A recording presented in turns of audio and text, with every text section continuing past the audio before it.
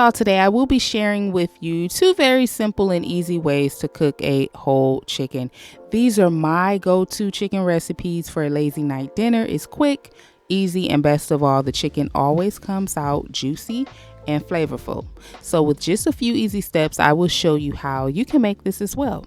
So without further ado, let's start with our roasted chicken and potatoes. For this, you're going to need fresh rosemary, diced white onion, and a few garlic cloves. Clean your chicken, pat her dry, and place the chicken inside of a roasting pan. You're going to rub some olive oil or canola or vegetable oil all over the chicken and stuff the cavity with some of the aromatics. Add the rest of those aromatics to the inside of the roasting pan. So now let's season to taste. We are using Adobo all-purpose seasoning, white pepper, chicken bouillon powder, and paprika. If you do not have these particular seasonings, that's okay. You can just use salt, pepper, garlic, and onion powder, or you can use Lawry seasoned salt, or you can use any all-purpose seasoning. Okay, so now let's cover the chicken. We're gonna bake this in a preheated 375-degree oven until the internal temperature reaches between 165 and 170. Okay, or you can just do 165. So make sure you check your chicken often and baste maybe every 30 to 45 minutes after the first hour of cooking. And if the inside of your roasting pan is a little dry, you can always add a little water. Okay, you can do this at any point during the baking process. Now off camera, we added a few gold potatoes to roast along with the chicken, and we did that about 30 minutes before the chicken was completely cooked. Okay, so after taking the chicken out of the oven, make sure you let it rest for a few minutes before cutting into it, and that's so that the juices can reabsorb into the meat. Okay, so yeah, this came out so good. And this is what it looks like, all plated up with those potatoes. This was very delicious, very simple and easy to make. I hope you will try it. Okay, so now let's go on to the next recipe. So this one will require a little more prep, but a faster cook time. Now we are going to spatchcock the chicken, cook it in the pressure cooker, and afterwards I'm going to show you how to get crispy chicken skin.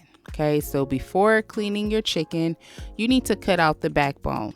Get you some kitchen shears, and you can start at the neck or the tail of the chicken, and you want to cut as close to the spine as possible.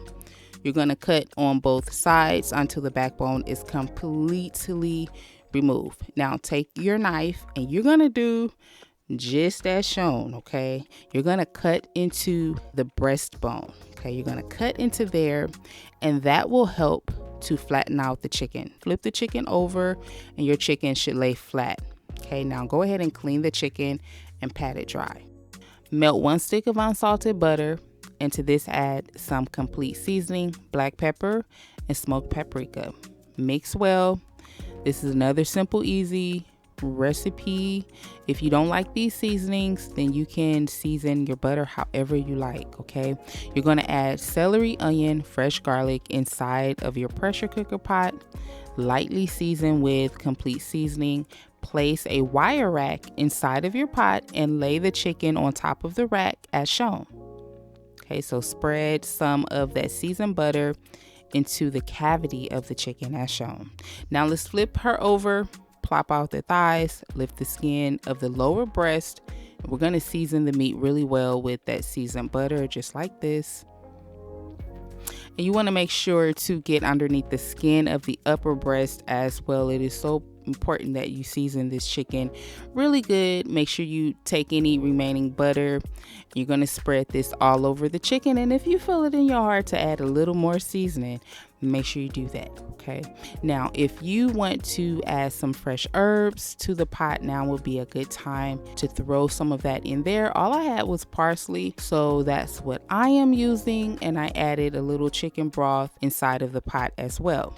So now let's place the lid on our pressure cooker and pressure cook on high for 30 minutes. Release the pressure, take the chicken out, and we're going to lay it on top of a baking sheet. So now you're gonna put this chicken into the oven. We're gonna cook it on broil. Okay, broil is 500 degrees Fahrenheit. We're only gonna do this until the skin is crispy. So after you put the chicken in there, you will need to stand by and watch it like a hawk, okay? Because we don't want to burn the chicken. Okay, so you're gonna take it out immediately once the chicken skin is crispy to your preference, and let the chicken rest before cutting. Now, I highly recommend that you do not let this delicious broth go to waste. You're going to strain the veggies from the pot, remove some of the broth, and add 1 to 2 tablespoons of flour to make a slurry. Okay, and you're going to add that to the pot and stir until your gravy is thick to your liking.